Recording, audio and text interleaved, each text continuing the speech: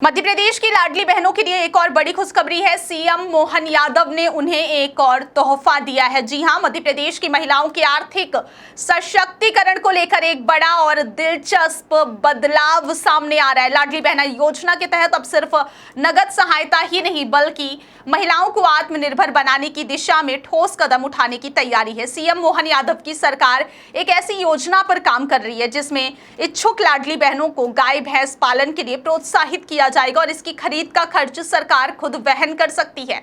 यदि सब कुछ योजना के अनुसार चलता है तो इस नई पहल की शुरुआत गोवर्धन पूजा जैसे शुभ अवसर से की जा सकती है, जो इसे सांस्कृतिक और सामाजिक रूप से भी मजबूत आधार देगा।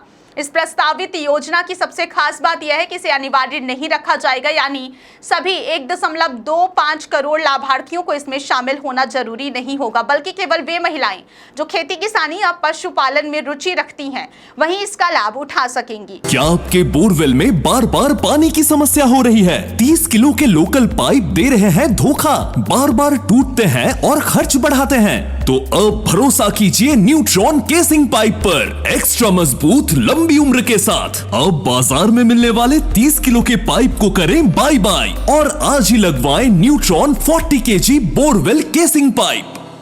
अभी तक इस योजना के तहत हर पात्र महिला को हर महीने 1500 रुपए की राशि दी जा रही है, जिससे सरकार पर करीब 1836 करोड़ रुपए का मासिक भार आ रहा है। हालांकि विपक्ष लगातार इस मुद्दे को उठा रहा है कि यह राशि पर्याप्त नहीं और सरकार ने 3000 रुपए प्रति माह देने का जो वादा किया था वह अभी तक पूरा नहीं हुआ। इसी बीच सरकार का दृष्टिकोण धीरे धीरे बदलता नजर आ रहा है। अब केवल आर्थिक सहायता देने की बजाय महिलाओं को स्थायी आय के साधनों से जोड़ने पर जोर दिया जा रहा है। मुख्यमंत्री मोहन यादव पहले ही संकेत दे चुके हैं कि सरकार इस राशि को धीरे धीरे बढ़ाकर 3000 रुपए तक ले जाने की दिशा में काम कर रही है, लेकिन इसके साथ ही वे यह भी चाहते हैं कि महिलाएं खुद कमाने में सक्षम बने और परिवार की आर्थिक रीढ़ बन सके।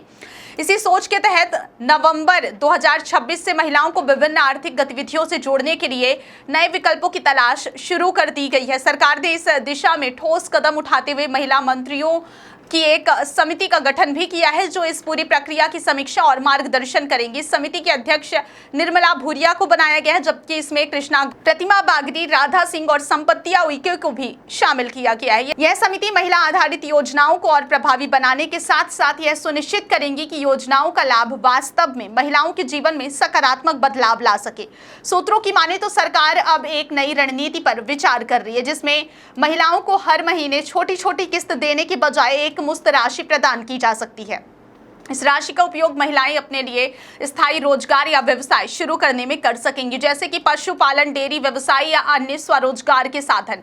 इसका उद्देश्य यह है कि महिलाएं केवल सरकारी सहायता पर निर्भर ना रहे बल्कि खुद की कमाई से अपनी आर्थिक स्थिति को मजबूत करें। यदि यह योजना सफल होती है तो मासिक 1500 रुपए की सहायता से कहीं ज्यादा आय महिलाएं स्वयं अर्जित कर सकेंगी। इतना ही नहीं, इस योजना के नाम में भी बदलाव की संभावना जताई जा रही है। सरकार इसे प्रदेश की किसी ऐसी वीरांगना के नाम पर रखने पर विचार कर रही है जिन्होंने अपने समय में समाज और जन कल्याण के लिए साहसिक कार्य किए हों। इससे योजना को एक नई पहचान और प्रेरणादायक स्वरूप मिल सकता है, जो महिलाओं को आगे बढ़ने के लिए प्रोत्साहित करेगा।